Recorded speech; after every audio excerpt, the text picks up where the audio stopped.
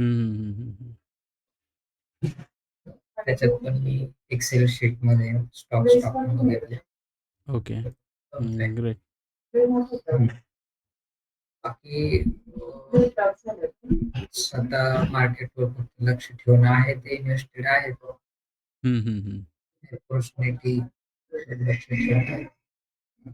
Okay. बढ़िया.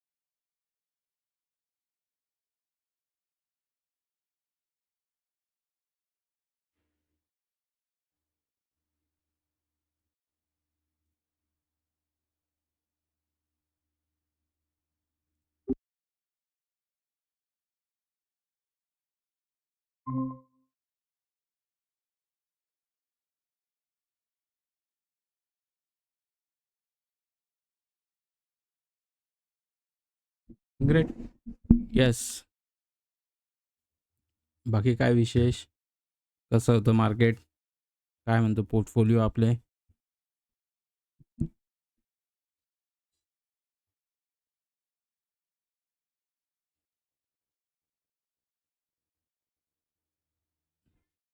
Portfolio grow होता है कि नहीं होता है?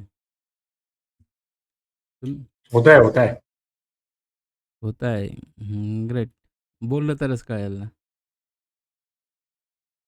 सगळ्याच ठिकाणी पॅसिव्ह नाही चालत ना. ॲक्टिव्ह पण राहायला लागतं.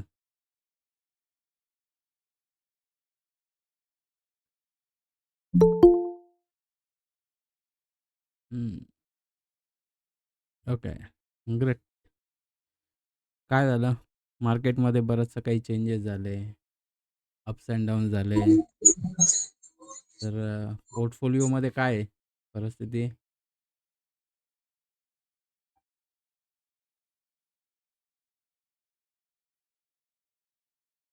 हं.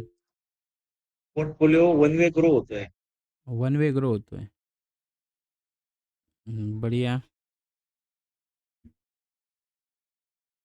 बाकीच्यांचं काय?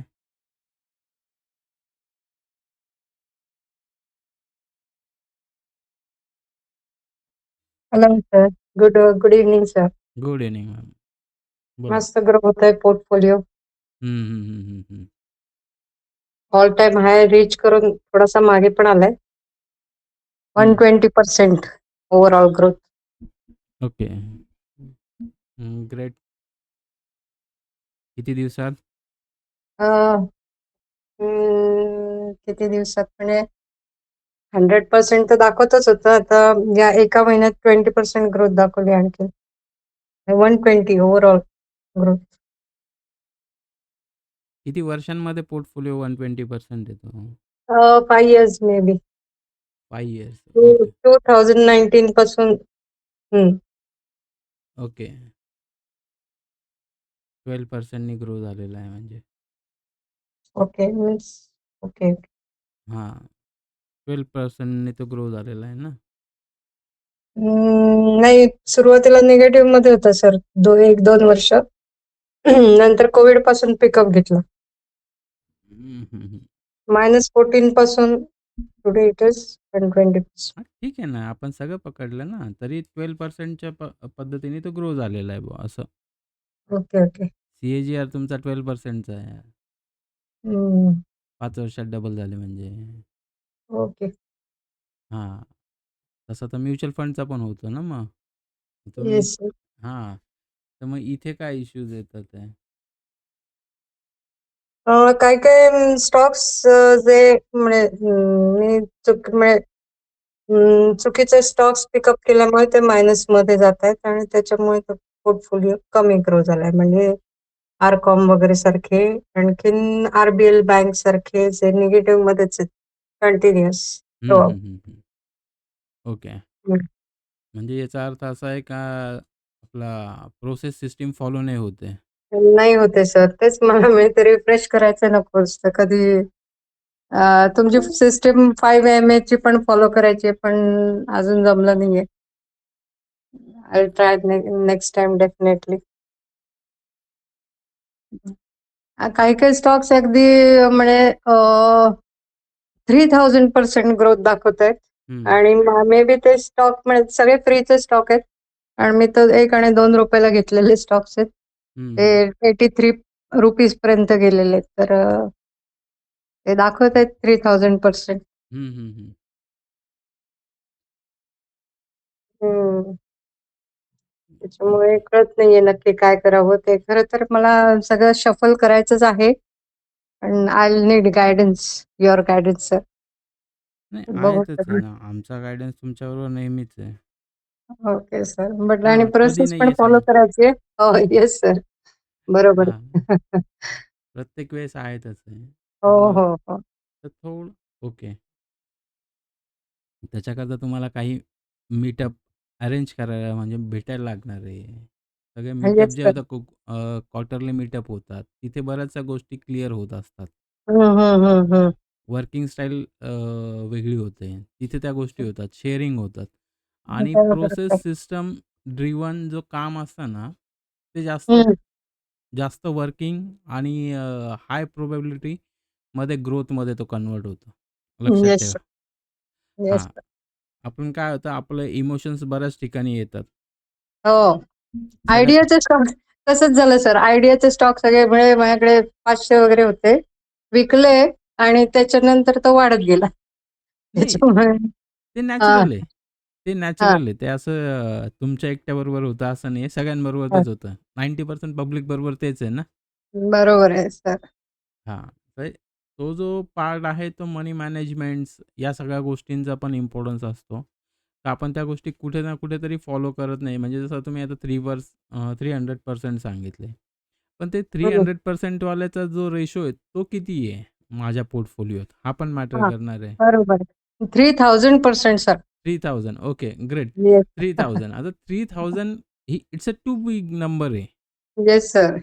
पण त्याचा पोर्टफोलिओला किती फायदा झाला? हां, अल्मोस्ट पॉइंट काही पर्सेंट असेल माझ्या हां, मग पोर्टफोलिओत. हां. तर ही जी गोष्ट आहे ना, ही कुठे ना कुठेतरी इफेक्ट देते. तर मनी मॅनेजमेंट जेव्हा आपण करतो, तर त्याच्यामध्ये या सगळ्या गोष्टी कव्हर अप होत असतात आहे. हं. येस तर सर. हां, तर मनी मॅनेजमेंट हा जो पार्ट आहे, हा आपल्याकडे बघितला जात नाहीये. Random action, random result. हं. Yes sir. हं. Okay, great. बोला बाकीचे आहे?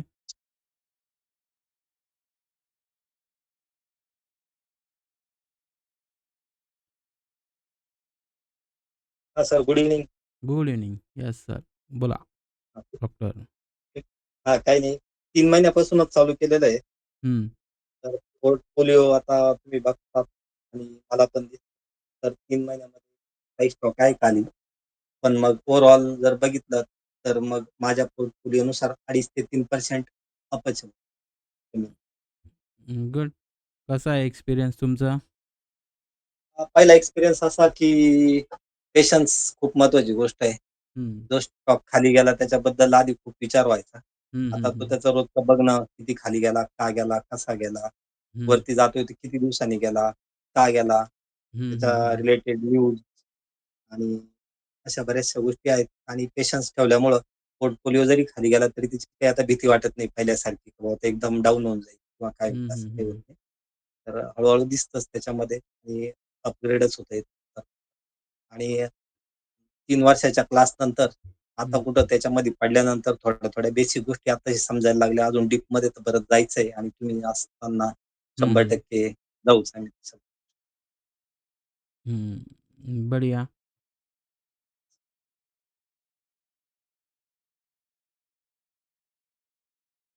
येस, बोला. Good evening sir. Good good evening everyone. Good evening. Yes, बोला उदयजी. मी उमेद बोलतोय. सॉरी, उमेदजी. मध्यंतरी बराच काळ स्टडी केल्या नसल्यामुळे काही स्टॉक मिस झालेत. आता परत अलर्ट सेट केलेत हं, हं. आणि रेग्युलरली काम करण्यासाठी आता चार्ट्स वगैरे स्टडी करतोय. हं, हं. अलर्ट्स येऊन पण मिस झाल्यामुळे थोडा प्रॉब्लेम झालेला. हं, हं. रेग्युलरली ट्रॅक करणं महत्त्वाचं आहे. हं, हं. त्याच्यामुळे आता परत मागे लागलोय त्याच्या. पोर्टफोलिओ ग्रो होतोय. ओके. ग्रेट.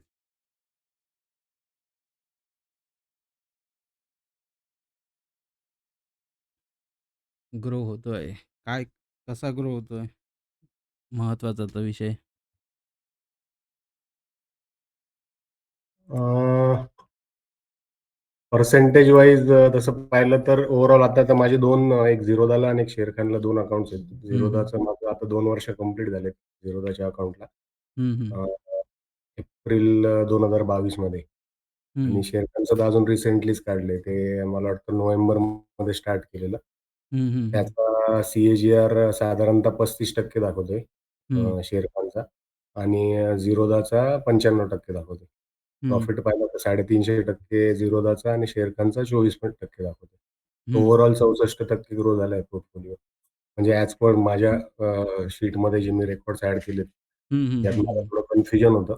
लास्ट टाईम पण तुम्हाला मी सांगितलेलं. हो, या.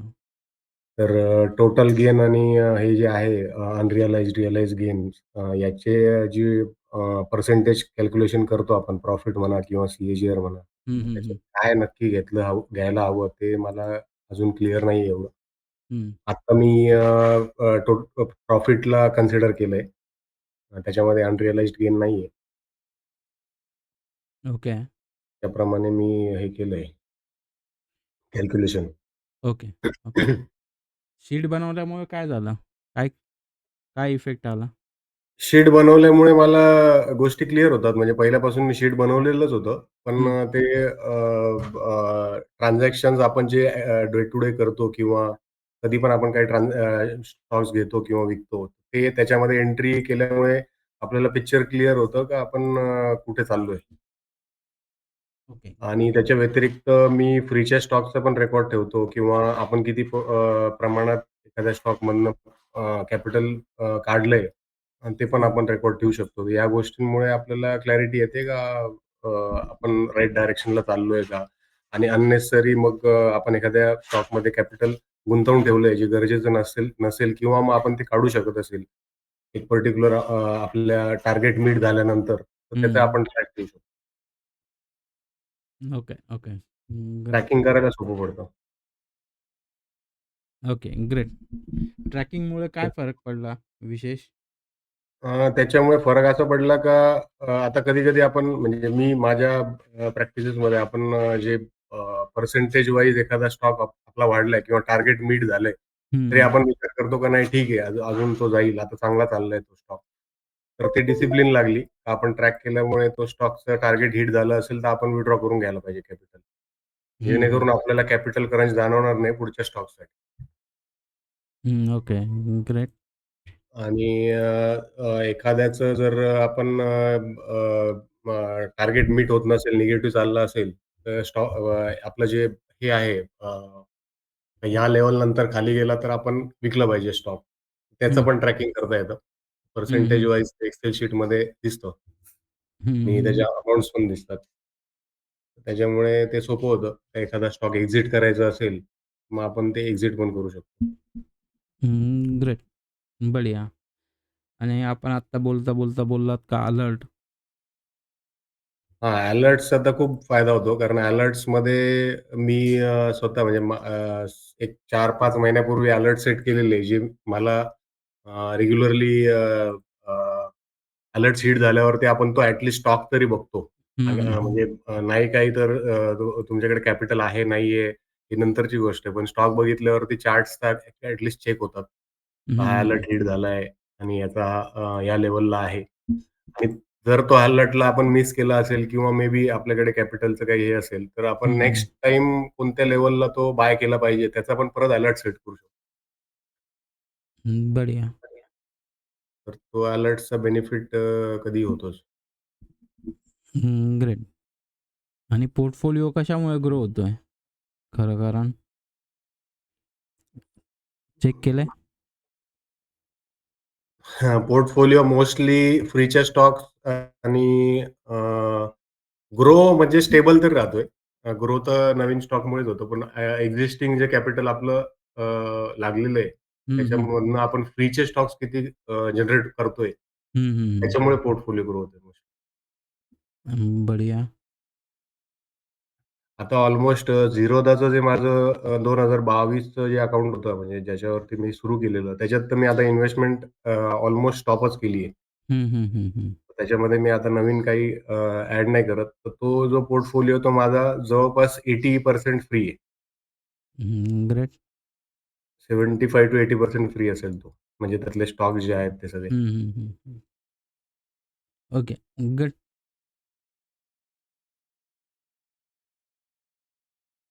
बढिया. येस. बाकीचे? बोला.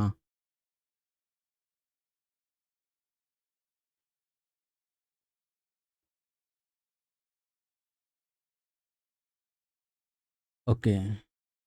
पॅसिव्ह इन्कमवाले आहे सगळे. हरकत नाही आहे. ग्रेट. Good evening sir. हो. अच्छा, ॲक्टिव्ह इन्कममध्ये कन्व्हर्ट झाला.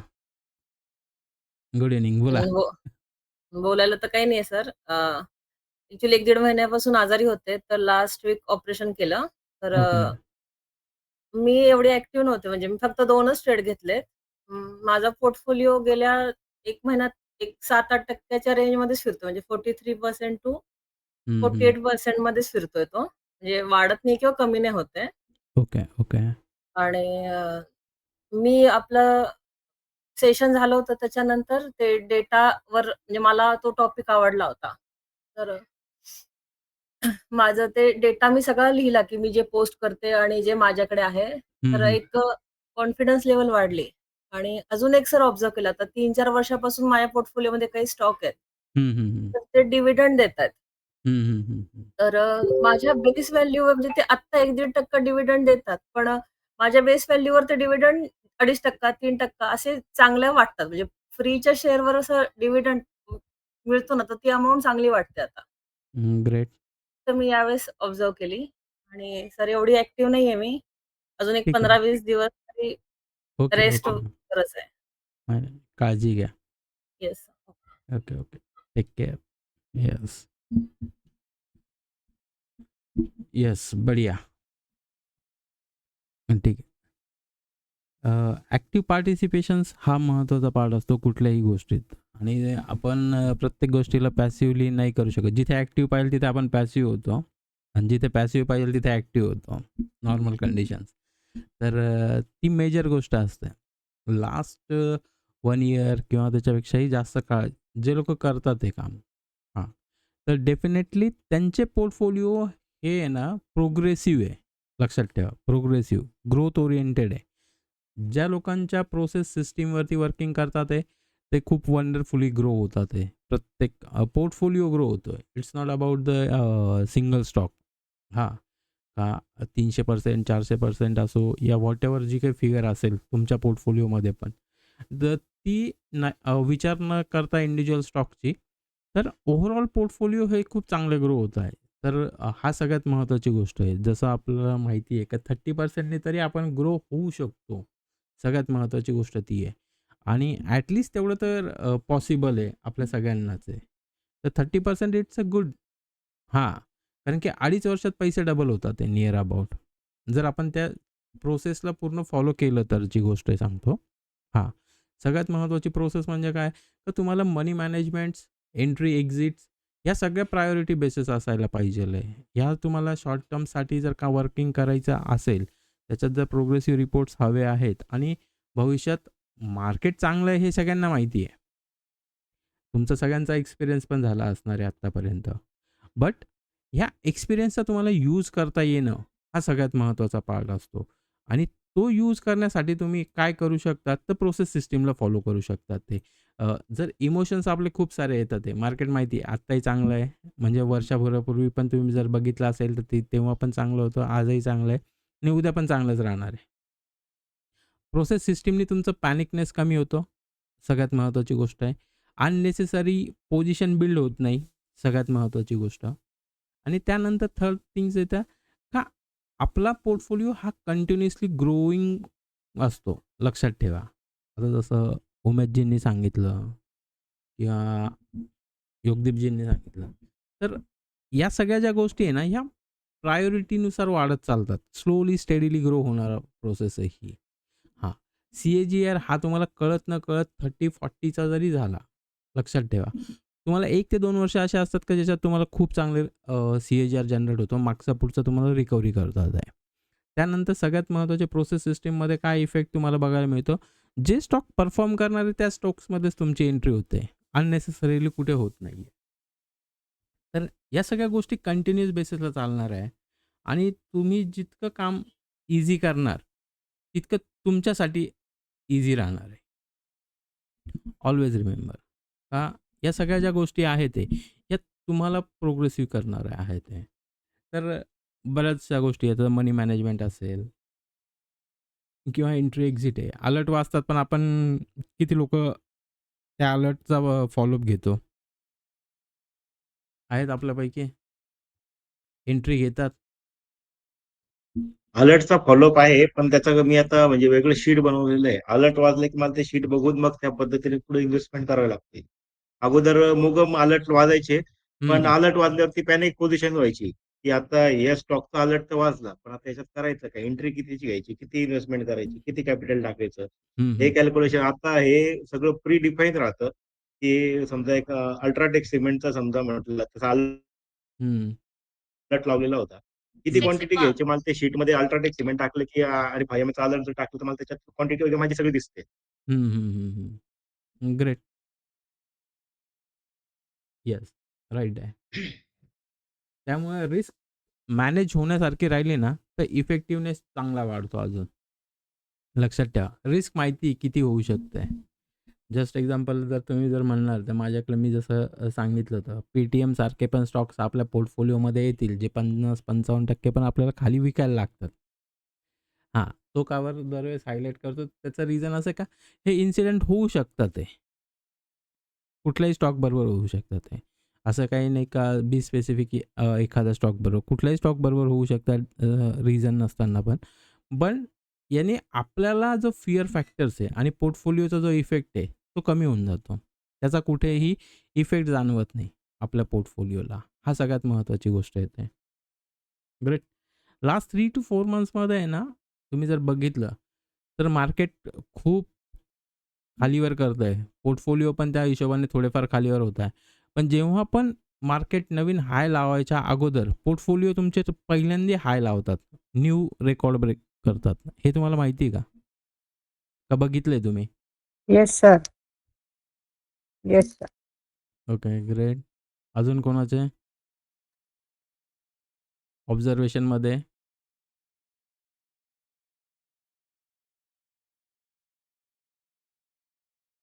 ओके.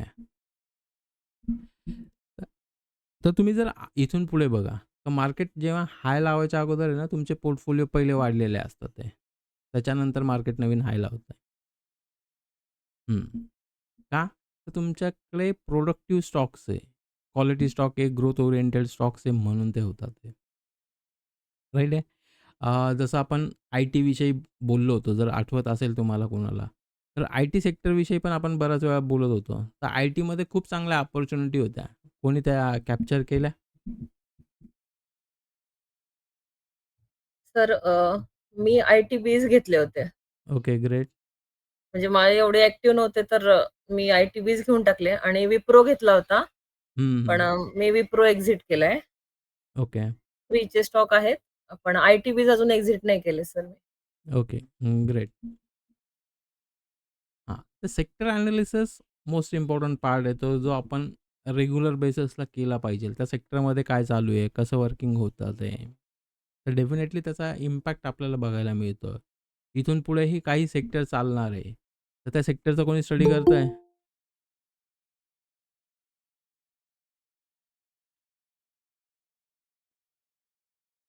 ओके. तर सेक्टर ॲनालिसिस मोस्ट इम्पोर्टंट. दरवेळेस तुम्ही जर बघितलं तर चेंजेस तुम्हाला कळतात. कुठल्या सेक्टरमध्ये काय परफॉर्मन्स आहे हे तुम्हाला समजतं. वेळेनुसार खूप साऱ्या गोष्टी चेंज होत असतात आहे. हां, स्लो डाऊन होतात आहे, अप होतात आहे. हे कंटिन्यूअस चालणारी गोष्ट आहे. लक्षात ठेवा. Yes, good evening Rohit. काय म्हणतोस? Good evening. येस, बोला. मी जॉईंट होत नव्हतं, आता जॉईन झालो सर. ठीक आहे. मला काही आयडिया नाही नेमकी सब्जेक्ट कोणता चालू आहे सध्या आता, टॉपिक कोणता. येस, पोर्टफोलिओ काय म्हणतो तुझा? माझा पोर्टफोलिओ 33% मध्ये आहे हं, आणि माझे मी सगळे काढून टाकले स्टॉक जे म्हणजे अडकलेले होते शेअर माझे. हं, हं. म्हणजे ते म्हणजे कोणते त्याच्यात काय म्हणतात आपल्याला की कोणतं आपण असेच घेतलेले त्याच्यात कोणतं हे नाही अजिबात. हं, हं, हं, हं. आपल्यात बसत नाही, काय बसत नाही कोण त्याच्यात असंच घेऊन ठेवलेले स्टॉक सगळे मी काढून टाकले. म्हणजे ओके. ऍक्च्युली एचपीएल पण मी काढून टाकला कारण की ऍक्च्युली मी जवळपास 300 जवळपास 606 दिवस होल्ड केला होतो. हं, हं, पण हं. माझी मी त्याचा नाही विचार केला की गेला तो वाढला पण तो मी काढून टाकला कॅपिटल फ्री करून टाकला तिथं. ओके. ग्रेट. आणि म्हणजे असं कोणते होता आता फक्त 3 स्टॉक माझे राहिलेले की रे हं, हं, हं. जास्त लॉस मधले ते पण म्हणजे कव्हर होऊन जाईल. हं, आणि हं. माझा ज्युबिलंट फंड मध्ये पण अडकलेला होता तो पण आता माझा आलेला आहे. एक्झिट नाव माझं 586-87 ला तो आता टच होईलच उद्या परवा. तो पण मी एक्झिट करतोय कारण की त्याला पण मी ॲसेच घेतलेला आहे तो. हं, कोणता हं. रूलमध्ये पडत नाही तो. हं, हं, हं, हं. म्हणजे मी कॅपिटल फ्री करून जे आता आपली सिस्टम चालू आहे त्या सिस्टमनुसार मी करू राहिलो. ओके. ग्रेट. हं. सिस्टम फॉलो केल्यावर काय इफेक्ट वाटला तुला? काय? सिस्टम फॉलो केल्यावर तुला काय इफेक्ट वाटला? हां, काय असं वाटलं नाही यार, वरती गेलं तरी काही इश्यू नाही झाला. म्हणजे मेंटली काही वाटलं नाही किंवा खाली आला काही वाटलं नाही किंवा हा स्टॉक आपला बाय करायचा राहून गेला असं काही वाटलं नाही. म्हणजे स्टेबल वाटलं. ओके. अरे हा चुकला किंवा आता एचयूएल वाढला. मी बघितला काल म्हणजे काल बघितला. हं, ठीक आहे हं. पण ओके. वाटलं नाही की ओके. त्याच्यात पहिला असा त्रास व्हायचा. अरे वरती गेला, ठीक आहे गेला, काढला, विकला आणि वरती गेला स्टॉक. हं, हं, हं, हं. आणि जस्ट बाय केला, खाली गेला, तर आता काय वाटत नाही असं. कारण की तेवढं मेंटली झालं प्रिपेअर असं. ओके. आणि स्टॉप लॉस लावतो जॉबला. आता मग आता जी आता ॲक्टिव्हिटीमध्ये माझा पोर्टफोलिओ म्हणजे याच्यातलं मी जवळपास सगळं मी कॅल्क्युलेट केलं होतं 2 दिवसापूर्वी. हं, तर हं, हं. माझं जवळपास एस-आय-पी आणि हे पोर्टफोलिओ जवळपास 47% मध्ये अपग्रेडमध्ये मी आता. ग्रेट. जसे म्हणजे याच्यात माझं इन्व्हेस्टमेंट अमाउंट जर विचार केली तर 21 लाख पर्यंत गेली आणि त्याचं 31 पर्यंत आता याच्यात आहे मी. हं, हं, हं, हं, हं. आणि 888 स्टॉक माझे फ्री झालेले. ओके. बरं 888 स्टॉक केले फ्री हो. हं, हं, हं, हं, हं. ओके. ग्रेट. बरं. स्टॉकवर भर देतोय की कसे माझे फ्री होतील म्हणजे कॅपिटल फ्री होईल, युटिलाइज करता येईल ते. हं, हं, हं, हं, हं. जास्त करून मी फक्त वनच सिस्टम यूज करतोय, आय-एम-ए. बाकी नाही यूज करत राहिलो सध्या. म्हणजे ती मला सुटेबल वाटते मला. ओके. ओके. ओके. ग्रेट. बढिया. जसं आता सगळ्या आय-एम-ए वगैरे अजून कुठल्या स्ट्रॅटेजी कोण कसं वर्कआउट करतंय? आणि सर एक माझा आता मी पोर्टफोलिओ काढताना माझा हॅमर ॲक्टिव्हेट झालेला सगळं दिसला ठिकाणी. विकली जो हॅमर आहे, हं, हं. म्हणजे निफ्टी 50 मध्ये सुद्धा मी ड्रॉ केलेले पाहिले ना, ॲक्चुअली हं. तो एक खास म्हणजे खास ॲक्टिव्हेट होतोच. ओके. म्हणजे सगळ्या सेक्टर वाईज पण पाहिलं मी सगळं सेक्टर अपडेट आहे म्हणजे वरती आहे सध्या. हं. त्यामुळे मी सध्या होल्ड करू राहिलो. फक्त वेट एंड वॉचचीच मी करू राहिलो. ओके. नाही समजू राहिलं कुठे एंट्री करावी की काय करावा असं. Okay. Okay. Yes. Good. Mostly 5 stocks आहेत सगळे. अच्छा. डिमांड सप्लायचे तर खूप कमी आहेत आणि मल्टी इयरचे आहेत काही. ओके. 5 जास्त करून स्टॉक आहेत सगळे. अच्छा. डिमांड, सप्लाय नाही. डिमांड सप्लाय आहेत, पण हार्डली 5% असतील पोर्टफोलिओ म्हणजे जेवढे स्टॉक हं. घेते. ओके.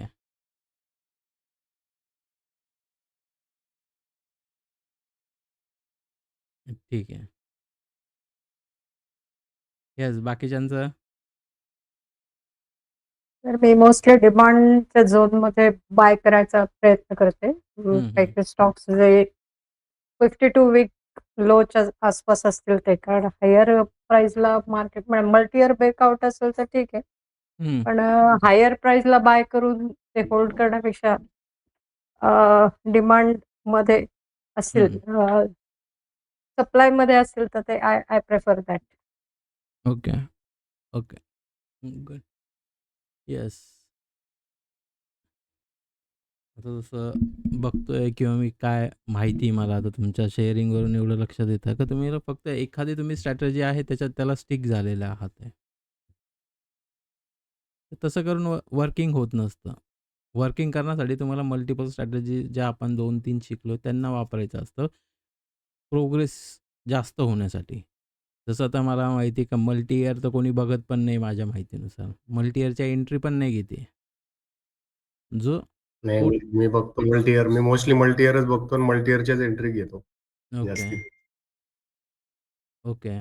बट आता जसं शेअरिंगमध्ये होतं का मोस्टली 5 जास्त आहे. IMA जास्त हे होतात मोस्टली. हां. तो जो आहे तो पण आहे.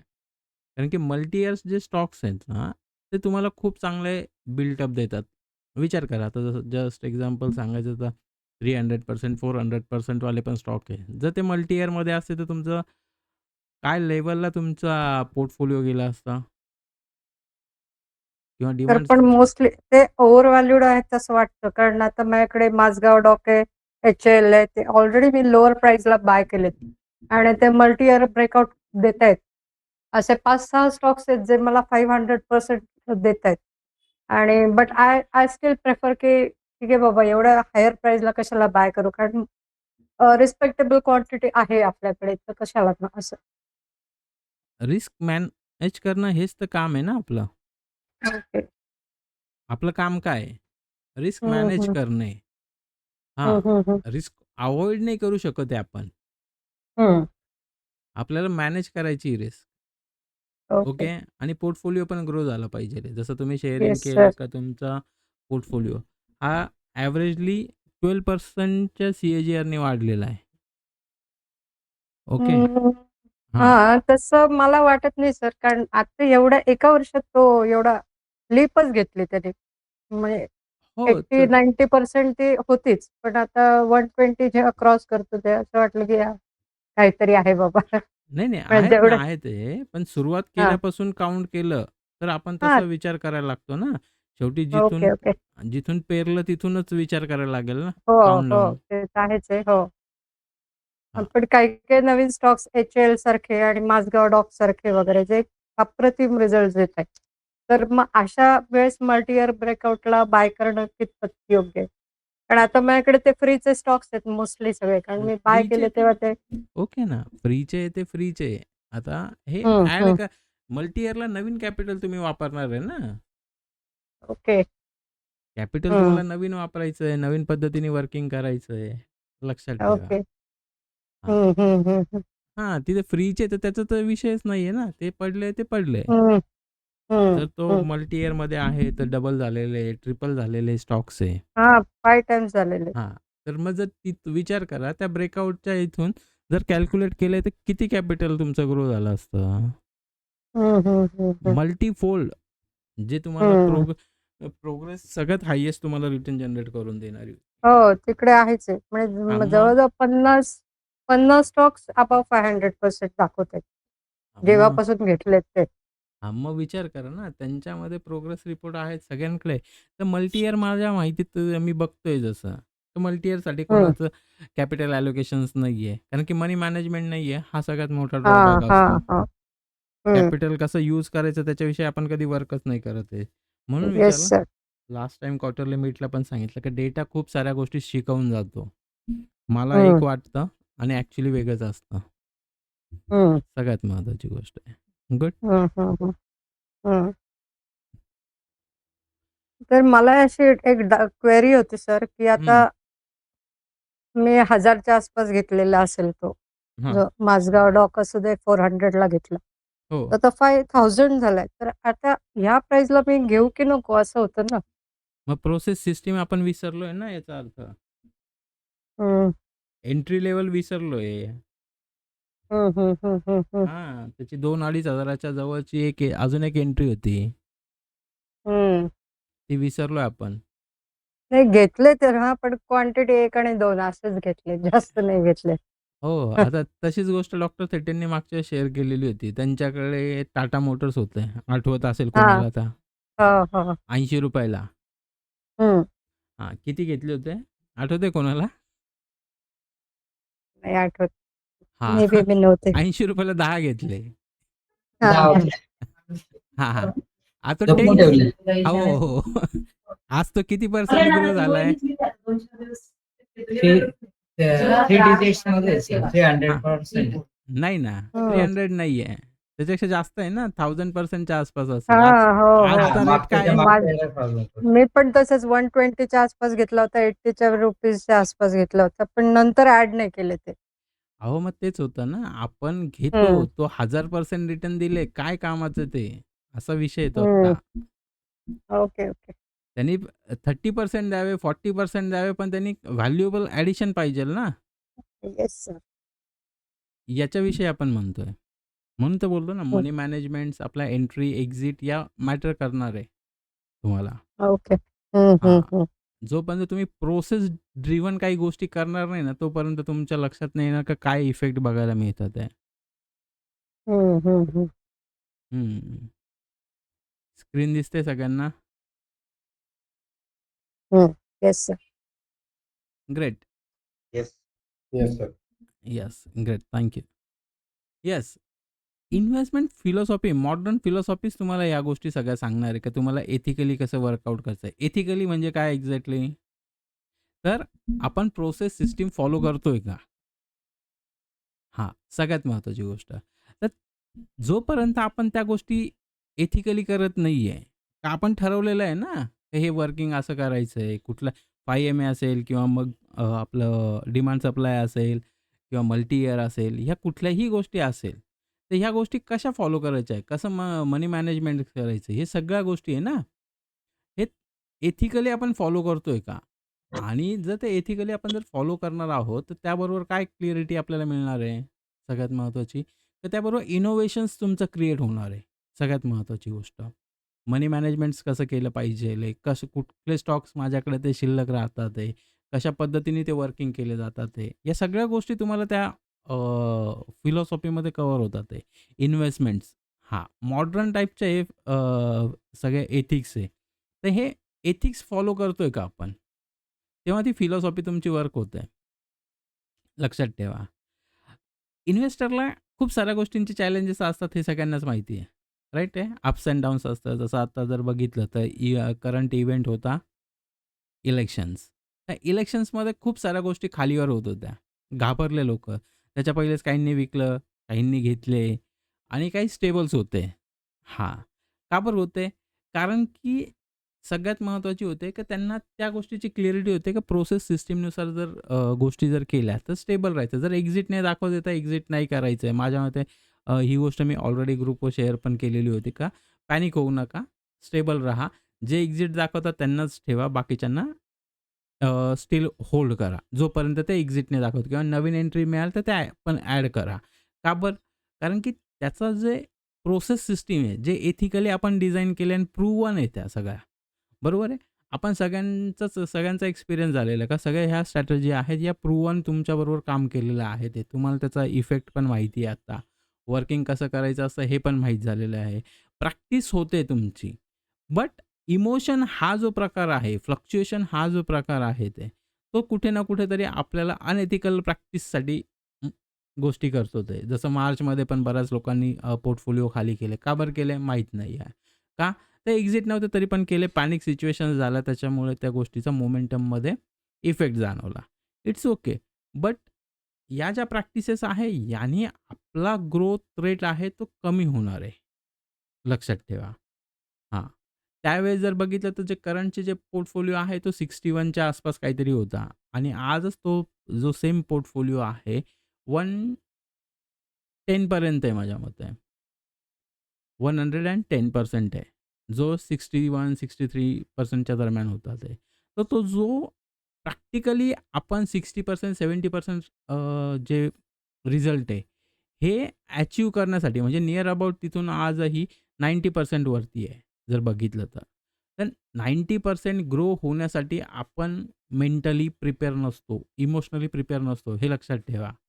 हां, कुठल्याही गोष्टीला जर प्रॅक्टिकली जर पॉसिबलमध्ये आणायचं असेल, तर प्रोसेस ड्रिव्हन एथिकली जे काही आपण प्रोसेस ठरवलेलं आहे, त्याच्यावरती करायला लागलं आणि स्टँडर्डाइज केलेलं आहे ना आपण. बरोबर आहे? हां. तर त्या स्टँडर्डाइज असल्यामुळे तो इफेक्ट आपल्याला बघायला मिळतो. तो एवढी प्रोग्रेस होऊ शकते. म्हणजे लास्ट 3 टू 4 मंथ्समध्ये पोर्टफोलिओ हे डबल झालेले आहे निअर अबाउट. क्लिअरिटी. जसं आता आपण बऱ्याच लोकांनी सांगितलं का, मी अलर्ट्स लावतो. अलर्टचा इफेक्ट बघतो. ट्रॅकिंग करतात ते. राइट आहे. पण सगळ्यात महत्त्वाची काय गोष्ट आहे, ते नुसते अलर्ट बघून उपयोग नाही आहे किंवा लावून पण उपयोग नाही आहे. तर त्यांच्यावरती ॲक्शन्स घेणं हा मोस्ट इम्पोर्टंट पार्ट असतो. कुठलेही अलर्ट्स लावले तर तुमच्या ॲक्शन नसतील, तर त्याचा उपयोग होणार नाही आहे. आणि ॲक्शन्स कधी केल्या जातात, जेव्हा आपण रेग्युलर बेसिसला काम करतो. आपल्यापैकी बरेच लोकं होते, की ज्यांनी फक्त एक सर्टन टाईमला काम केलं, तेव्हा अलर्ट लावून टाकले आणि त्याच्यानंतर त्यांनी ते सोडून दिलं. राइट आहे. आणि मग त्याच्यानंतर ते अलर्ट वाजले तरी पण त्याच्यावरती वर्किंग नाही करता आलं. सगळ्यात महत्त्वाची गोष्ट. तर त्याचं रिझन एकच होतं. तर प्रॅक्टिकली आपण त्या गोष्टी बघत नव्हतो. कन्व्हिक्शन वाढत नाही. लक्षात ठेवा. जेव्हा आपण कुठल्या गोष्टींची कामं करतो ना, तर कन्व्हिक्शन वाढण्यासाठी सगळ्यात महत्त्वाची गोष्ट असते प्रॅक्टिस. हां. आणि रेग्युलर बेसिसला ती गोष्ट लागत असते. आणि सगळ्यात महत्त्वाची गोष्ट काय येते याच्याबरोबर, जसं आता आपल्यापैकी बऱ्याच लोकांना माहिती आहे, तर सपोर्ट सिस्टम हा किती मोठा पार्ट असतो इन्व्हेस्टमेंटच्या टायमिंगला, हे त्यावेळेस समजतं. का वर्किंग करताना सगळ्यात महत्त्वाचं येतं का सपोर्ट सिस्टम. सपोर्ट सिस्टमशिवाय आपल्याला वर्किंग ही जी आहे, ही इफेक्टिव्हनेसली करता येत नाही आहे. ओके. हा सगळ्यात महत्त्वाचा पार्ट असतो. जर कॉल टू ॲक्शन्समध्ये आपल्याला ते कन्व्हर्ट करायला लागतात ते. तर तिथे सिस्टम्स लागतात आपल्याला. त्याच्याबरोबर टीमवर्क लागतं. हे सगळ्यात महत्त्वाची गोष्ट असते. तर आपण त्या गोष्टी अव्हॉइड करतो बऱ्याच वेळा. आता आपल्यापैकी बऱ्याच लोकांनी बऱ्याच काही फिगर सांगितल्या, रिटर्न सांगितले. तर त्याच्या पाठीमागचं बिहाइंड रिझन काय होते? तर कॉल अँड ॲक्शन्स हा एक मेजर पार्ट होता ते. राइट आहे. स्टँडर्डाइज आपण एथिकली त्या गोष्टी केल्या तर बरेच लोकं त्याला अव्हॉइड करतात का नाही थोडा खाली आल्यावर घेऊ, वाढल्यावर घेऊ. मला बरेच काही जणांचे कॉल आले का माझ्याकडून काही स्किप झालंय एंट्री. असे पण आलेलं आहे इन्फॉर्मेशन. तर स्किप झालं. का बरं? तर थोडा खाली येईल असं वाटतं म्हणून आपण त्या गोष्टी करत नाही आहे. बट सगळ्यात मेजर गोष्ट काय असते? तर आपण ज्या गोष्टी फॉलो करायला पाहिजे त्या करत नाही. आपण अडकून बसतो छोट्या-छोट्या गोष्टींमध्ये. का? तर त्याच्यावरती आपलं स्टँडर्डायझेशन्स आपण केलेलं नाहीये म्हणून. स्टँडर्डायझेशन जेव्हा आपण करतो एखाद्या गोष्टीचं, प्रोसेस क्रिएट केलेली असते, तर त्याचा इफेक्ट आपल्याला बघायला मिळतो. आफ्टर सम टाईम प्रॅक्टिकली तुम्हाला लगेच कुठल्याही गोष्टीचा इफेक्ट बघायला नाही मिळत. ही प्रोसेस ड्रिव्हन गोष्ट असते. याला चालायला वेळ लागत असतो. हे लक्षात ठेवा. आणि इन्व्हेस्टमेंटची व्हॅल्यू तेव्हाच डिक्लाइन होते जेव्हा आपण अननेसेसरी गोष्टी ॲड करतो त्या सिस्टममध्ये. तर तेव्हा त्याचा इफेक्ट बघायला मिळतो आपल्याला. हां. पनिश जेव्हा पण होते ना कुठल्यातरी गोष्टी बघा तुम्ही तुमच्याकडे घेतलेले काही स्टॉक्स असतील, अननेसेसरी घेतलेले असतील. मला वाटतंय म्हणून आपण अशा काही गोष्टी असतात का नाही हा वाढेल किंवा खाली जाईल. तर ते त्यावेळेस तुम्हाला लक्षात येतं की त्याचा काय इफेक्ट बघायला मिळतो. ते आपल्याला कसे पनिश करतात, हे पण लक्षात येतं आणि ती पनिशमेंट त्रास देते आपल्याला. का तर लॉस तो पोर्टफोलिओला कुठे ना कुठेतरी इफेक्ट तो बघायला मिळतोय. प्रॅक्टिकली या सगळ्या गोष्टींचा जो इम्पॅक्ट असतो, हा कॉल अँड ॲक्शन्सनुसार तुम्हाला डिसाईड करायला लागतो व कसं वर्किंग करायला पाहिजे, कशी प्रोसेस असते, स्टँडर्डायझेशन जे असतं त्याच्यावरती कसं वर्किंग करायचं, हे रेग्युलर प्रॅक्टिसने येणाऱ्या गोष्टी आहेत. तुम्ही आत्ता ज्या गोष्टी करत नसाल, तर त्याला रिस्टोअर करा परत प्रॅक्टिकलीमध्ये आणि त्याला फॉलो करा. ज्यांनी आत्तापर्यंत तुमचे स्वतःचे पोर्टफोलिओची साईज ठरवली नसेल, म्हणजे कॅपिटल ठरवलं नसेल, कुठल्या स्ट्रॅटेजीला किती कॅपिटल पाहिजे, ह्या सगळ्या गोष्टी तुम्ही आज डिसाईड करा. आत्तापर्यंत केल्या नसतील, इट्स ओके. पण इथून पुढे तरी ते प्रॅक्टिकली पॉसिबल करा. जेणेकरून आपल्याला स्टँडर्डायझेशन केल्यामुळे प्रोग्रेस रिपोर्ट हा फास्ट होऊ शकतो. हां, टाईम लागतात, पण जेव्हा पण कंपाउंडेड इफेक्ट मिळतो, तेव्हा ह्यूज प्रमाणात कंपाउंडेड इफेक्ट मिळतो. फक्त आणि फक्त स्टँडर्डायझेशन तुमच्या प्रोसेस असतात तेव्हा. राईट आहे? हां, तर याला बॅलन्सिंग करणं हा सगळ्यात महत्त्वाचा पार्ट असतो. लक्षात ठेवा. सगळ्यात महत्त्वाच्या गोष्टी काय आहेत ते, तर मी हा पोर्टफोलिओ कशासाठी क्रिएट करते? कशासाठी करतोय? का करणार आहेत? याचं सगळं स्टँडर्डायझेशन्स आपल्याकडे पाहिजेल आहे. क्लिअरिटी पाहिजेल आहे, या सगळ्या ऑब्जेक्टिव्हची. जर असेल तर तो बॅलन्सिंग करणं सोपं जातं, रिस्टोअर करणं सोपं जातं. लाँग टर्म इफेक्टवरसाठी आपण काम करतोय, सस्टेनेबिलिटीसाठी काम करतोय. लक्षात ठेवा. आणि ह्या सगळ्या गोष्टींचे जे आहे, जसं आता शीट्स बघितले तुम्ही. तुम्ही तुमचे बनवलेले पण आहेत ते. राईट आहे? सगळ्यांनीच बनवले असतील असं मी गृहीत धरतो. हां. बट ते शीट सांगणार आहे की तुमचा प्रोग्रेस रिपोर्ट कसा आहे? आज तुम्ही जर ॲपमध्ये बघितलं तर तुम्हाला 30% 40% किंवा 50% असं काहीतरी ते दाखवत असणार आहे. पण ॲक्चुअली रिटर्न ते नसतात ते. हे सगळ्यांसाठी सांगतो. जे तुम्ही ब्रोकरचे ॲप वापरतात, ते ॲक्चुअल रिटर्न नाही आहे. त्याच्यापेक्षा चांगले रिटर्न आपण जनरेट केलेले असतात. कारण की आपलं कॅपिटल हे वेगळं असतं. आपण रिइन्व्हेस्ट करत असतो आणि रिइन्व्हेस्टिंगच्या हिशोबाने या सगळ्या गोष्टी ब्रोकरचे जे ॲप आहे ते दाखवत असतात. ॲक्चुअल रिटर्न हे डिफरंट असतात आणि हे रिटर्न जे आहेत हे तुम्हाला तुमच्या शीट्स सांगणार आहे. तर काय आहे ते? अकाउंटेबिलिटी तिथे चालू होते आपल्याला. गाईडन्स मोस्ट इम्पोर्टंट पार्ट असतो ह्या कंडिशनला, का माझा पोर्टफोलिओ कसा ग्रो होतोय आणि आपल्यापैकी बरेच लोकं माझ्याशी डिस्कस करतात, बोलतात. तर त्यांना त्यावेळेस लक्षात येतं का ह्या सगळ्या गोष्टींचा इफेक्ट काय बघायला मिळतोय. वेळोवेळी कारण की डिसिजन हे हळू इम्प्रूव्हमेंट होतात आहे. चेंज होत असतात ते. तुम्हाला प्रोग्रेस रिपोर्ट हा डेफिनेटली पुढे जाण्यासाठीच असतो आणि जो गाईडन्स असतो तो कशासाठी असतो? का याच्यामध्ये इम्प्रूव्हमेंट कुठे करता येऊ शकते? सस्टेनेबिलिटी कुठे येऊ शकते? आता आपल्यापैकी बऱ्याच लोकांचे पोर्टफोलिओ जे आहे ते माझ्या माहितीनुसार 50% जरी इथून झाले, तरी ते निगेटिव्ह कधी जाणार नाही आयुष्यात. या लेव्हलला तुमचं ते सस्टेनेबिलिटी तिथे क्रिएट झालेली आहे ते. लाँग टर्म ऑब्जेक्टिव्ह जो आहे, तो तिथे आपला क्लिअर होतो का हां, हा कुठे पोहोचणार आहे? कुठपर्यंत पोहोचणार आहे? वेळेनुसार तुम्हाला काही गोष्टींचे चेंजेस हे पोर्टफोलिओमध्ये करायला लागणार आहे. हे तुम्ही त्याच्यासाठी प्रिपेअर आहात का? हां. तर this is the biggest things. हे तुम्ही एकदा एन्शुअरिंग केलं, तुम्हाला क्लिअरिटी मिळेल का तुमचा जो ऑब्जेक्टिव्ह आहे, तो कसा चेंज होतोय? कशा पद्धतीने वर्किंग होतोय का? हे तुम्हाला जेव्हा तुम्ही सगळं हे राईट डाउन केलेलं असेल, तेव्हा तुम्हाला समजणार आहे. तुम्ही आजही काही गोष्टी स्टँडर्डाइज ठेवलेल्या आहेत का? हे एकदा बघा. नसतील तर त्या आजच करा. कन्क्लुजन काय आहे? का ज्या स्टँडर्डाइज प्रोसेस आहेत, त्या फॉलो केल्याने खूप साऱ्या गोष्टींचा इफेक्ट बघायला मिळतोय. हां, इंटिग्रिटी सगळ्यात महत्त्वाची गोष्ट. आपण ऐकलेलं तर खूप सारं इंटिग्रिटी, इंटिग्रिटी. इंटिग्रिटी म्हणजे काय एक्झॅक्टली? याच्याविषयी कधी आपण बघितलंच नाही आहे. आपण सगळ्या गोष्टी या फक्त आणि फक्त ऐकतो. माहिती आहे, नॉलेज आहे, एक्सपिरियन्स नाही त्याचा. इनोव्हेट कसं करायचं त्याच्याविषयीचं वर्किंग नाही आहे. वर्किंग स्टाईलमध्ये आपण अजूनही लॅगिंग करतो ते. सस्टेनेबिलिटीच्या ग्रोथच्या हिशोबाने आपण इन्व्हेस्टमेंट करत नाही आहे आजही. खूप साऱ्या गोष्टी असतात का ज्यांच्यावरती आपल्याला सस्टेनेबिलिटी आणि कन्सिस्टंटली ग्रोथ याच्याविषयी आपण कधी काम करत नसतो. तर त्याच्याविषयी वर्किंग करायला लागतं रेग्युलर बेसिसला. इनोव्हेट हे तुम्हाला लागणार आहे. इनोव्हेट कशाबरोबर करायचं? तर इंटिग्रिटी बरोबर करायचं. इंटिग्रिटी म्हणजे काय? अलर्ट वाजला तर ॲक्शन घेणे त्यावेळेस. तर त्याला इंटिग्रिटी म्हणणार आहे. कारण त्या कंडिशनला महत्त्व आहे. नाही तर अलर्ट्स वाजत असतात, ते वाजून जाणारच असतात. एंट्री मिस होणारच असते. आपण अव्हॉइड करतो. हां, तर नंतर करू, थोड्या वेळाने करू, मला वाटतंय खाली येणार आहे, मग बघू, मार्केट सिच्युएशन्स तशा नाही आहे. ज्यावेळेस आपण हा जे अलर्ट्स लावलेले असतात त्याचा प्री एनालिसिस आपण ऑलरेडी केलेला असतो.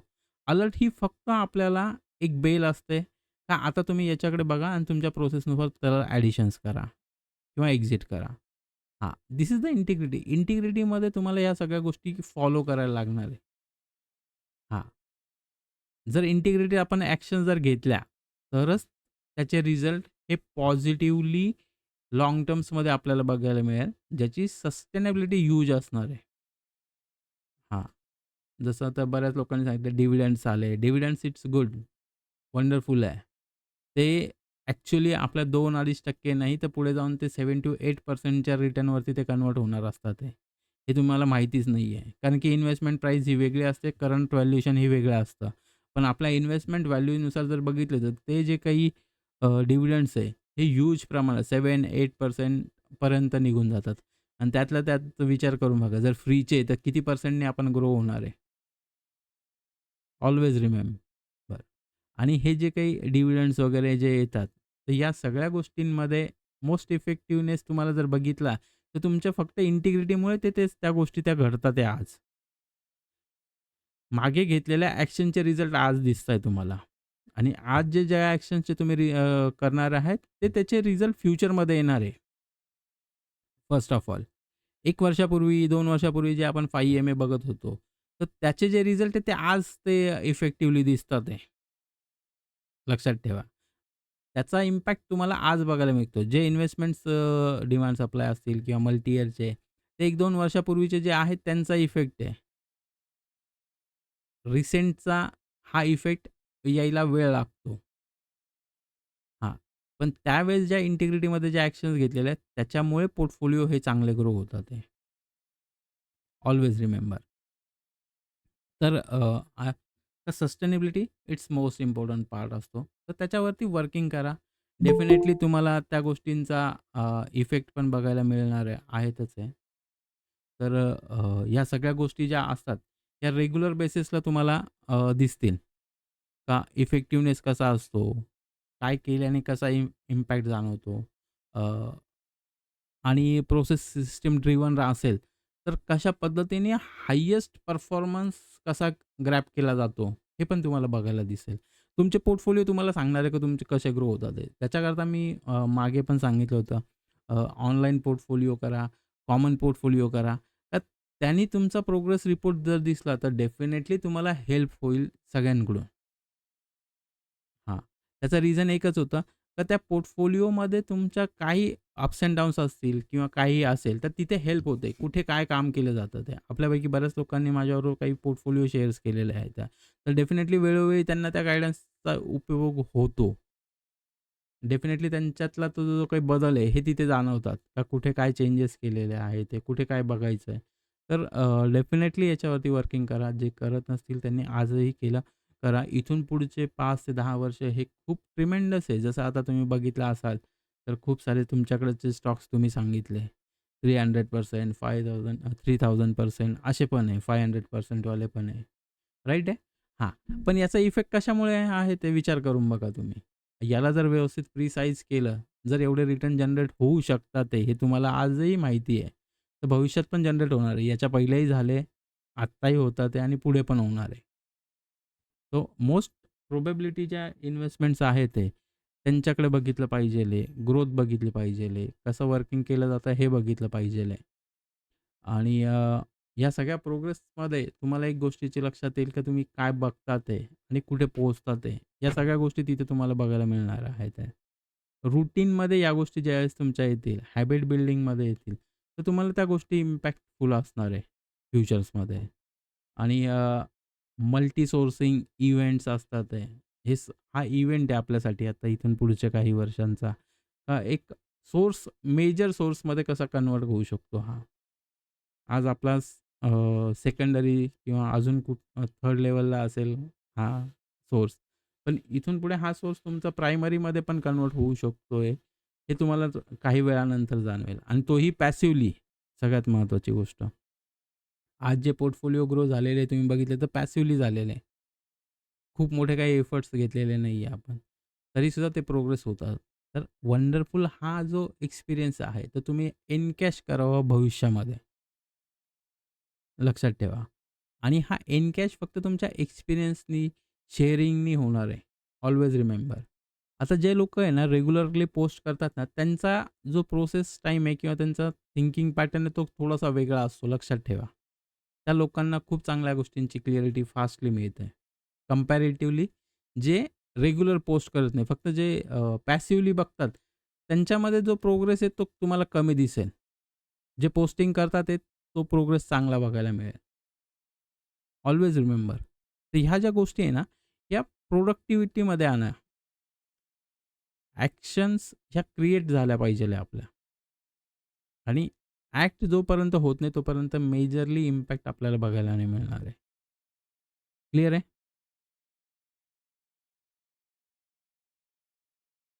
हॅलो. Yes sir. तर ग्रेट. बढिया.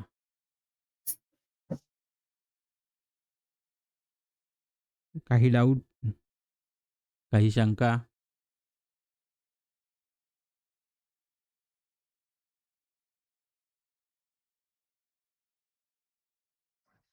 हॅलो. येस. बोला योगदीपजी. ते आपलं वन डे टाइम फ्रेम मध्ये ब्रेकडाऊनचा जो आपला व्हिडिओ आहे त्याच्यामध्ये ऍक्च्युली मला कन्फ्युजन होतं बऱ्यापैकी. हं, हं, हं, म्हणजे हं. मी बरेच चार्ट हे करतो, ट्रॅक करतोय. पण त्याच्यात एंट्री कशी घ्यायची, त्याचं टार्गेट काय सेट करायचं, स्टॉप लॉस अमाऊंट काय ठेवायची, की त्याच्यात जरा बऱ्याच काही कन्फ्युजन आहे. मी अजून त्याच्यात काही एंट्री घेतली नाही त्याच्यामुळे. Okay, okay.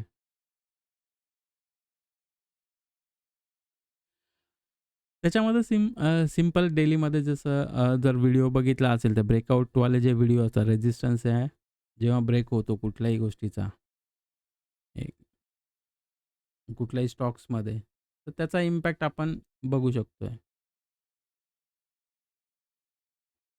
जसा विप्रो होता रिसेंटलीच्या ह्याच्यात. आठवतंय कोणाला?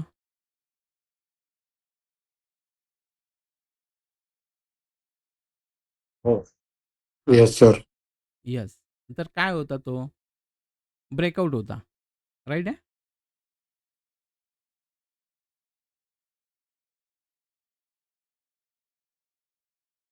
स्क्रीन दिसते सगळ्यांना? Yes sir. हो, दिसते. येस.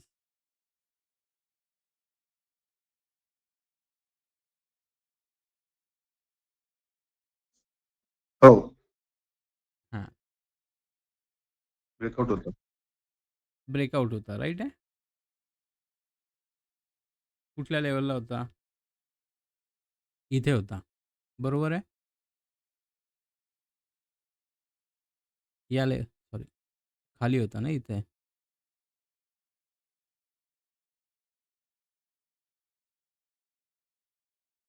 अशीच एंट्री आहे? हॅलो? हा ब्रेकआउट जेव्हा होतो ना, तर येस. याच्या हां, तर सेम कॅन्डल जी ब्रेकआउटची कॅन्डल आहे, त्याच्यावरती जेव्हा प्राईस जाते, तेव्हा आपण एंट्री करतो. हां. आणि इथे जी सेम कॅन्डल आहे ते, राईट आहे? त्याच्या खालीचा एस-एल लावतो. याच्या खाली प्राईस जर गेली तर आपण एक्झिट करून टाकतो. ओके. ओके? हां. टार्गेट सिंपल होतं, आपण जसं बघत होतो तर. ही जी लेव्हल आहे, ही जी रेंज आहे बॉटमपर्यंतची इथे, दिसते? हो. हां. तर खालपासून तर या बॉटमपर्यंतचं हे जे आहे ते, एक टार्गेट असतात. इथून या पॉइंटपासून ते ॲड करायचे ब्रेकआउट पॉइंटपासून.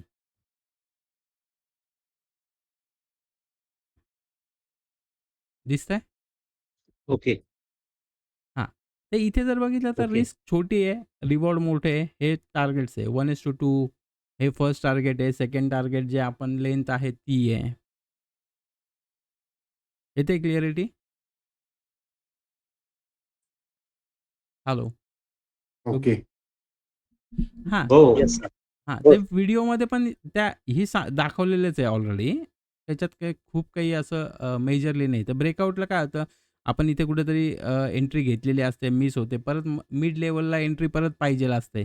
तर मग ती एक गोष्ट येते का ते आपल्या शॉर्ट टर्ममध्ये पण ह्या एंट्रीज आपल्याला चांगला कॅप्चर करता येतात.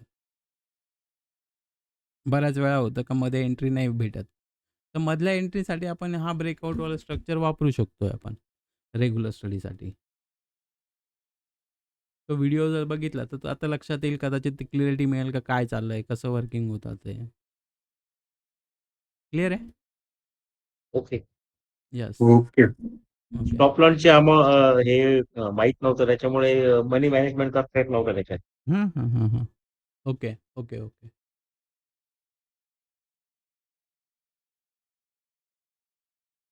क्लिअर आहे ना आता?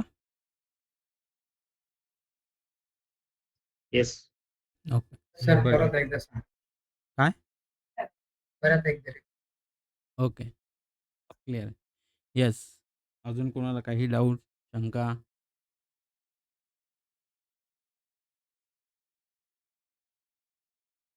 प्रॅक्टिकली जो वर्क करतो ना, त्याला डाऊट येतील.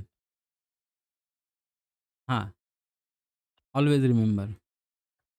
सर लॉंग टर्मसाठी आपण जेव्हा विचार करतो तेव्हा स्टॉप लॉस नेसेसरी असतो का? तर लाँग टर्मसाठी तर त्याच्यासाठीच सांगितलं ना, एक्झिट स्ट्रॅटेजी आपल्याकडे आहेत ना. ओके. शिकलायत ना आपण एक्झिट कसं करायचं. Yes sir. हां, आता हे फ्रीचे तुमचे लाईफटाईमचे झाले ना आता. हां. मग त्याला काय? ते कसे नंबर ऑफ क्वांटिटी तुमची वाढतील याच्यासाठी तुम्हाला विचार केला पाहिजेल ना. Okay, okay. फ्रीचे शेअर म्हणजे काय लाँग टर्मचेच झाले ना, फ्री लाईफटाईम. Yes sir. हां, अजून याच्यापेक्षा जास्त काय पाहिजेल आहे? हां, तेच विचार करते मी. हां, तर मग ते हां, क्वालिटी स्टॉक जे आहेत त्याच्यात एंट्री हां. तुम्हाला घेऊन मल्टिपल टाईम्स तुम्ही फ्री करणे, हा हं, तुमच्याकडची हं. क्लॅरिटी पाहिजेल आहे ना तुम्हाला. Okay, okay. हां. कारण मी ज्या लेव्हलला घेतलं त्याच्या 2 टाइम्स 3 टाइम्स वाढलेलेच आहेत स्टॉक्स. विप्रो 200ला वगैरे घेतले होते मी. नाही जे त्याच्यामुळे मग मी विचार करत नाही की परत बाय करायचं का काय? का बरं नको करायला? क्वालिटी स्टॉक आहे, री-एंट्री आहे तर तुम्ही केले पाहिजेल. इथे नंबर परत इथे तुम्हाला स्टॉक्स नवीन फ्री हां, होणार आहे ना. तेच होतंय. हो, बरोबर आहे. तेच होतंय सर, हां, मग जर की होणार आहे की तर मग आपण ते की का बरं की करत तिथेच नाहीये? अडकली आहे. हां, मग असं हां. नाही ना, बरोबर. क्वालिटी कंपनी आहे, सगळं मान्य आहे, तर तो चालणार आहे. तर मी नंबर ऑफ स्टॉक का बरं नको जास्त फ्री करायला? Okay, okay. तुमच्याकडे नंबर ऑफ स्टॉक जास्त असेल तरच त्याचा बेनिफिट होणार आहे ना. तो 3000% 5000% तुमचे जे काही व्हॉटएव्हर रिटर्न आहे, तरच ते तुम्हाला पोटेन्शियली ग्रो करणार आहे. Yes sir. मीटिंग लागली. एक मीटिंग होती आज 5 वाजता. हं. येस. अजून काही शंका? सर बोला. ज्यात 1:2 टार्गेट सांगितलं. सेकंड टार्गेट किती घ्यायचं मग? विप्रोमध्ये दाखवलं आता. हां, मग ते कॅन्डलचा हाय लोचच तुम्हाला करायला लागेल ना. सिमिलर जे डिमांड सप्लायला वापरतो तेच तिथे वापरायचं आहे ना. हं. नवीन काही नाहीये. मनी मॅनेजमेंट तेच आहे ना. जो एस-एल आहे, जी एंट्री आहे तेच तसंच कॅल्क्युलेशन करायला लागेल ना. ओके. हां. आपण ते प्रॅक्टिस सोडून दिली आता. डिमांड सप्लाय, मल्टी इयर त्याच्यामुळे आपल्याला हे डाऊट येणार आहे. बऱ्याच लोकांना हे हो. डाऊट असतील. अरे, मग आता मी एस-एल काय लावायचा? कसा लावायचा? आपण विसरलोय ना ते प्रॅक्टिकली आता. प्रॅक्टिस करत नाही तर. हो सर. हं. ती शंका येणारच आहे बाय डिफॉल्ट. हं.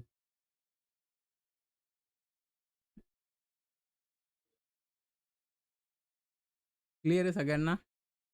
काही डाऊट? सर येस, बोला. नाही.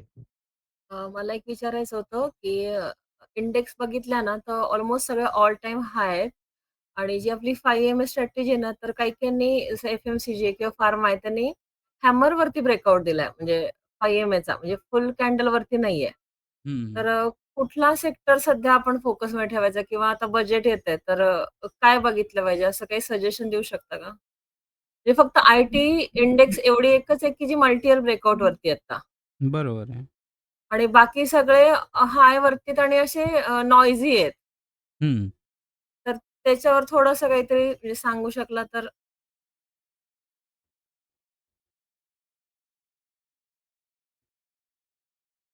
आणि sir IT index me observe केलंय, इंडेक्स ऑल टाईम हाय म्हणजे तिथे ब्रेकआउट वरती आहे. पण बाकी सगळे स्टॉक खूप खाली आहेत.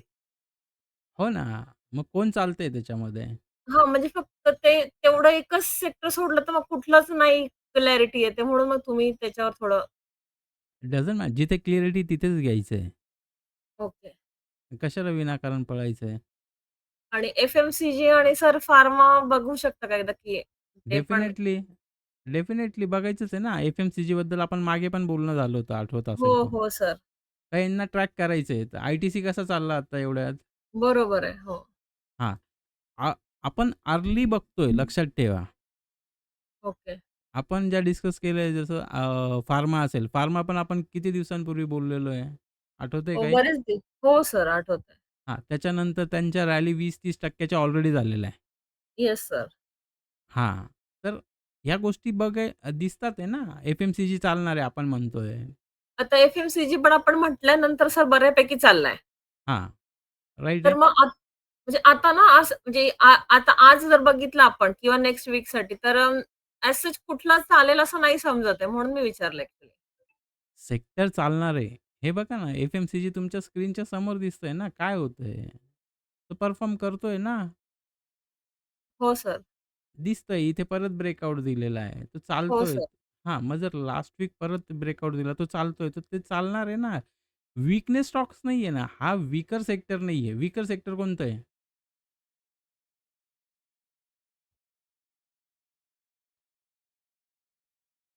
हे बघा, हे चार्ट्स काय आहे? ऑटो सेक्टरविषयी आपण बोललो होतो. आठवत असेल तर. राइट आहे. ऑटो सेक्टर परफॉर्म करतंय, कमोडिटी चालतंय. Look at here. कुठलं सेक्टर खराब चालू राहिलं आज? एफ-एम-सी-जीने परत ब्रेकआउट दिलाय. तो परफॉर्मिंगमध्ये येतोय. कन्झम्पशन्स आहे. इन्फ्रा आहे.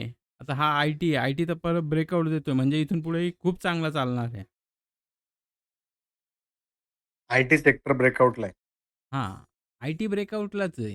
ऑलरेडी इथे खाली जेव्हा आलं तेव्हा पण चांगलं होतं. कुठले स्टॉक तुम्ही बघितले का? एच-सी-एल टेक कसा तो डिमांडपासून फिरला बघितला का कोणी?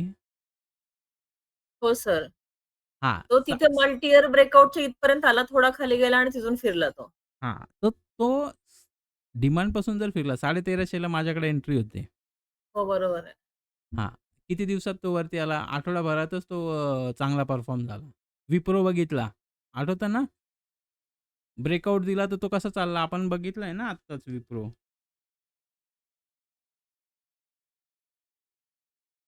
रिसेंटली. इथल्या ब्रेकआउट नंतर तो बघा ना कसा चालतोय. सेक्टर जेव्हा परफॉर्म करतं ना, तेव्हा स्टॉक परफॉर्म करतात. लक्षात ठेवा.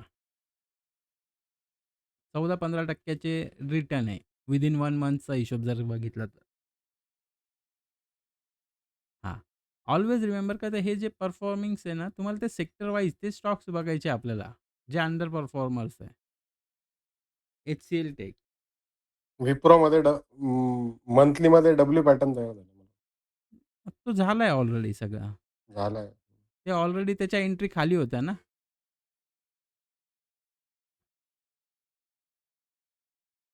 येस. इथे जर बघितलं तर काय लक्षात येतं एच-सी-एल टेक इथूनच फिरला होता. 1350 च्या लेव्हलवरून तो काय परफॉर्म करतोय आज? तिकडे एक्झिट घेतला होता आपण. हां? एच-सी-एल टेकला एक्झिट केला होता ना. का बरं केला त्या होता? लेव्हलला. तो आपल्या ह्याच्यामध्ये एक्झिट दाखवत होता. कुठली स्ट्रॅटेजी होती त्याच्यासाठी आपण वापरत होतो? आणि हा IMA. कुठल्या स्ट्रॅटेजीमध्ये बसत होता? IMA. हां. IMA. आता हा कुठल्या स्ट्रॅटेजीत होता खाली? इथे ज्या एंट्रीज हा म्हणतो. तर डिमांड सप्लाय. हां, मग इथे डिमांडमध्ये कोणी बघितलं का? नाही बघितलं ना? हॅलो? नाही चेक केलं. डिमांड हां. सप्लायमध्ये होता. कारण तेव्हाच रिसेंटलीच तो एक्झिट केला होता. हां, तर तो सेक्टर चालत होतं, तर त्यावेळेस त्या गोष्टी बघायला पाहिजे. एका ह्याच्यातून एक्झिट झालं, तर दुसऱ्या ह्याच्यात तुम्हाला मिळणार होते आणि तिथे तुमचं कॅपिटल डिमांड सप्लायमध्ये तुम्हाला माहिती आहे का रिटर्न्स कसे जनरेट होतात ते. More than that. राइट आहे? हां.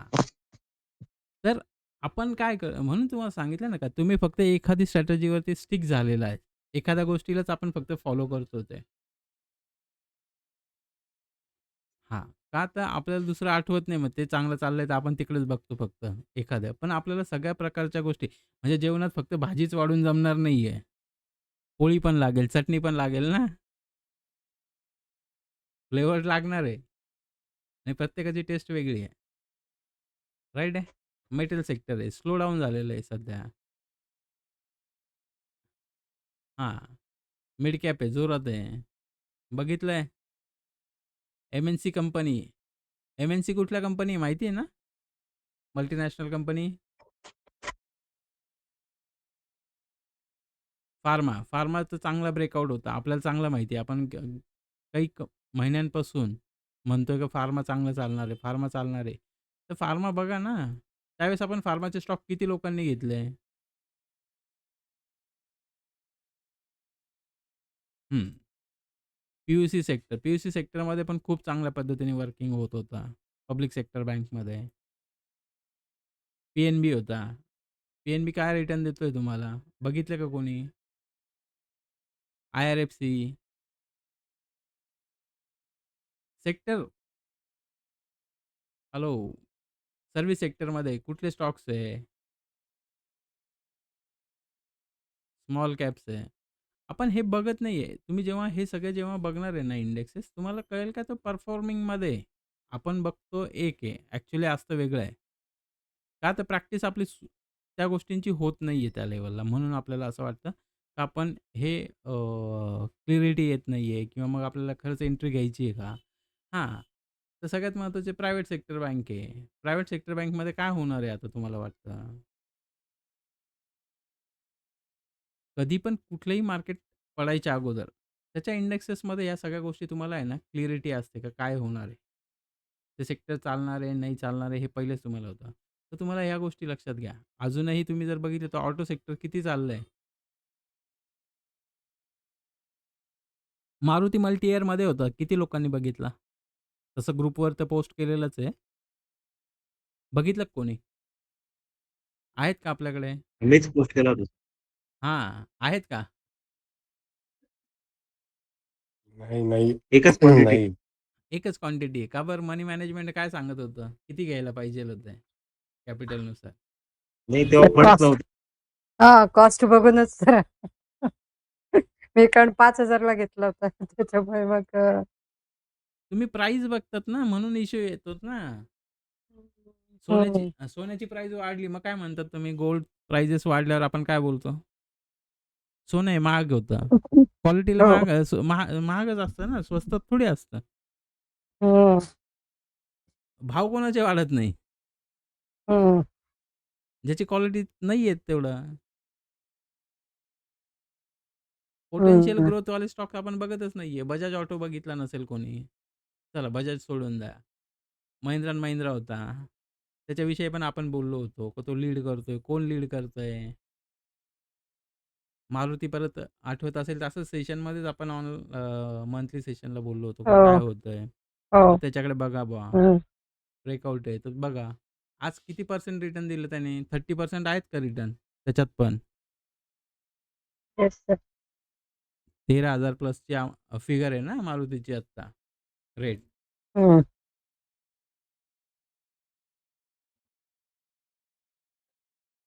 हां, राईट आहे. अजूनही त्यांच्यामध्ये स्ट्रेंथ आहेत त्याच्यामुळे तो चालणार आहे. ते सेक्टर चालणार आहे. तुम्ही सेक्टरचा जेव्हा स्टडी करता तेव्हा सेक्टर लक्षात येतं की काय चाललंय. Always remember. आणि बजेटमध्ये गोष्टी प्री डिफाईन असतात काही गोष्टी. येतील. हां, तेव्हा बघूया. बट बजेट इट्स अ हे तुम्हाला फक्त फ्लक्च्युएशन क्रिएट करणार आहे. लक्षात ठेवा. त्याच्यात कुठल्या अपॉर्च्युनिटी ग्रॅब करायच्या ना, हे त्याच्या पहिल्याचा स्टडी तुमच्याकडे असेल तर डेफिनेटली तुम्हाला लक्षात येणार का कुठे एंट्री करायची आहे. क्लिअर आहे?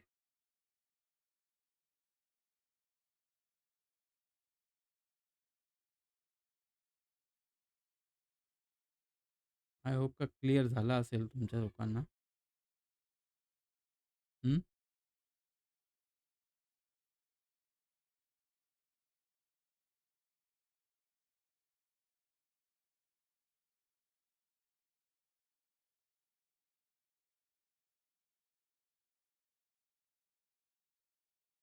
Hello.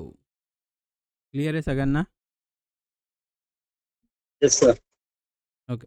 Good. Okay. Yes sir. Yes sir. Sir. हं. तर काय होतं क्लिअरिटी घ्या.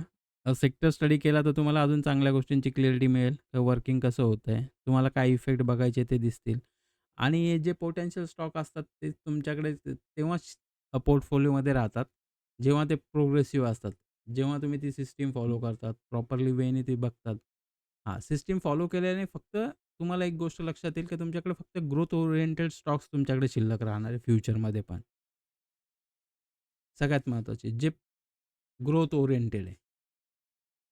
इमोशनल ओरिएंटेड जे स्टॉक्स असतात त्याचा इम्पॅक्ट आपल्याला सगळ्यांना माहिती आहे काय येतोय तो. राईट आहे?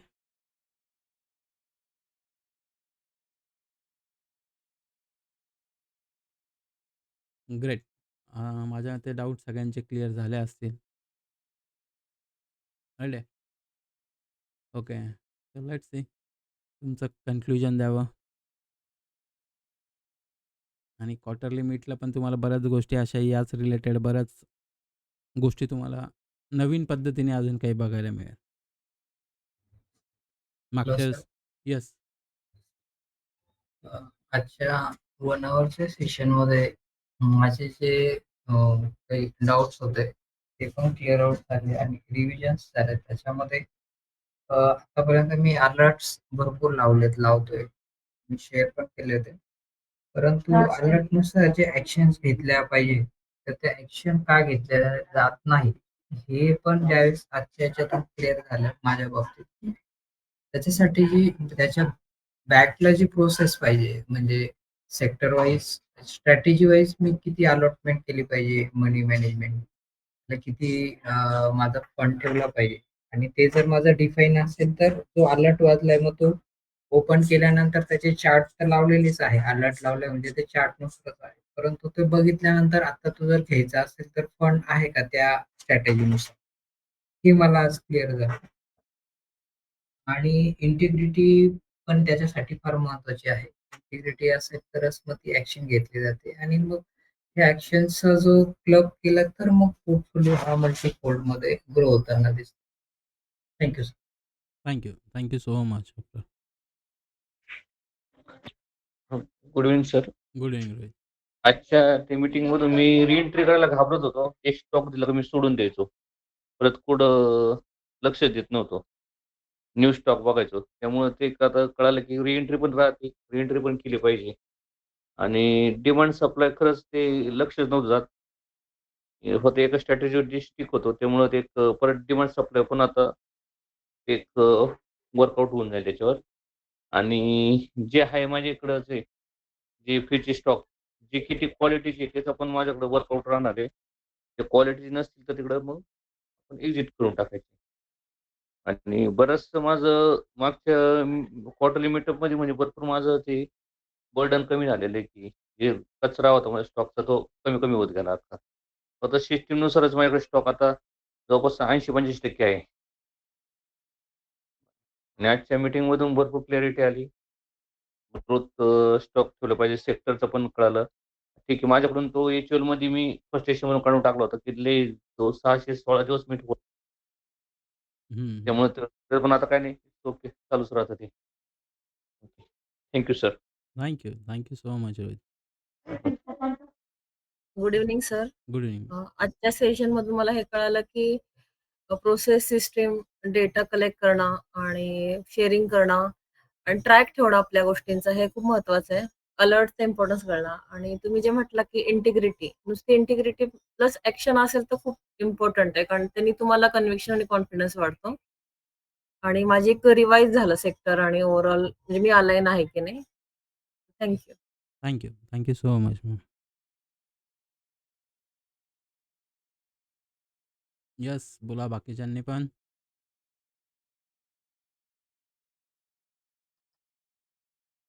वन डे ब्रेकआउटच्या हिशोबाने जो डाऊट होता तो माझा क्लिअर झाला. अजून एक डाऊट होता माझा, की आजच्या दिवस मला कॅपिटलचा इश्यू होता. आता मला कॅपिटलचा इश्यू नाहीये आता इथून पुढे. तर मला एक विचारायचं होतं, समजा किंवा 10 लाख समजा कॅपिटल आहे, तर मी ते 5 एम ला किती युटिलाइज करायला पाहिजे? I3 ला किती युटिलाइज करायला पाहिजे? हं, हं, हं. ठीक आहे. ते आपण बोलूया. कारण कसं होतं त्याच्यासाठी रिस्क प्रोफाईल आणि टाईम फ्रेम ह्या सगळ्या बाकीच्या पण गोष्टी इम्पॉर्टन्स येतात. त्यानुसार ते डिझाइन करायला लागेल. आजचं थँक यू सर. आजचं सेशन खूप एनलाइटिंग झालं. परत एकदा रिव्हिजन झालं आणि मला कळलं की मला परत एकदा स्टडी करणं खूप गरजेचं आहे. आणि instead of looking to the price of the stocks, I should focus on the quality of the stocks. आणि मल्टी इयर ब्रेकआउटवर जरी मी पूर्वीच्या प्राईस खूप कमी प्राईसला घेतले असले, तर ते टॉप अप करणं खूप गरजेचं आहे. कारण it will make more progress आणि more gains in my portfolio.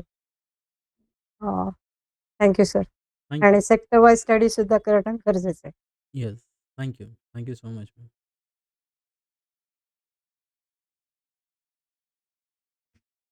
Yes, बोला. Hello sir. येस. आजच्या सेशनमधनं माझ्या हे लक्षात आलं की आपण अलर्ट जे सेट करतो ते अलर्टवरती काही ॲक्शन घेणं खूप गरजेचं आहे. ते ॲक्शन नाही घेतलं तर मग रिग्रेट होतं नंतर. आणि बाकी ट्रॅकिंग वगैरे तर आता चाललंच आहे. बाकी स्ट्रॅटेजीज ज्या आहेत त्या एक्झिस्टिंग फॉलो करणं आणि एका पर्टिक्युलर स्ट्रॅटेजीवर डिपेंडंट न राहणं. Thank you. Thank you so much सरजी.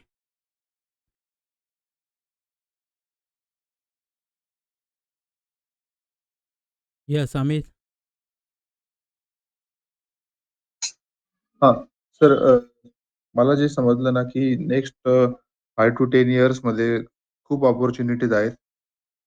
तर त्यानुसार वर्किंग केलं पाहिजे आणि लाईव्ह पोर्टफोलिओ आपल्याला सपोर्ट करतो या ग्रोथसाठी.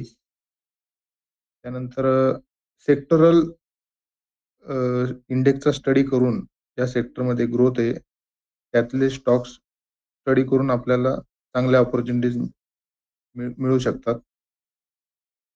हे एक समजलं मला.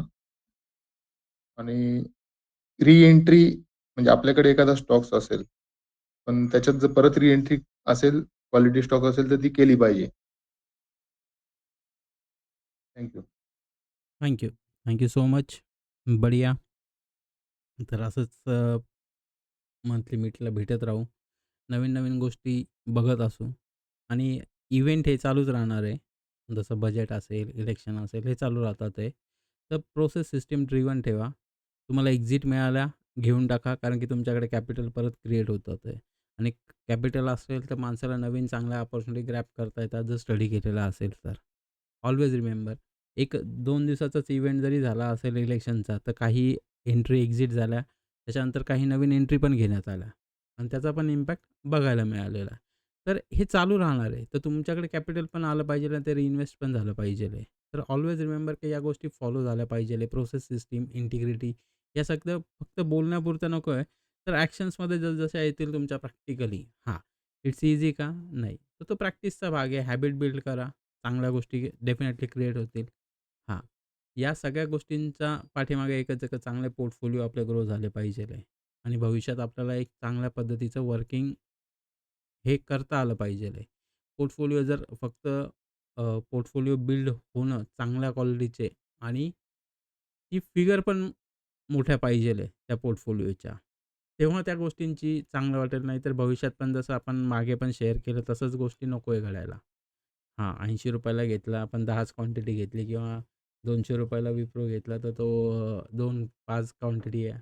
Doesn't matter. त्या गोष्टींवरती अडकून नाही, तर पोर्टफोलिओ फास्टली ग्रो आणि मोर प्रोग्रेसिव्ह असायला पाहिजे, ग्रोथ ओरिएंटेड असायला पाहिजे आहे.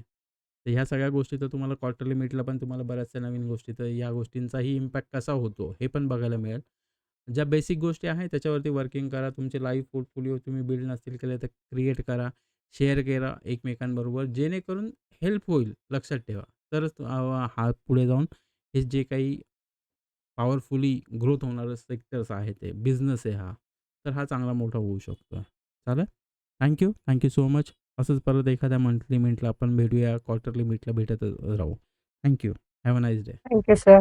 Thank you sir. Thank you. Thank you sir. Thank you so much everyone. Bye. Bye. Take care.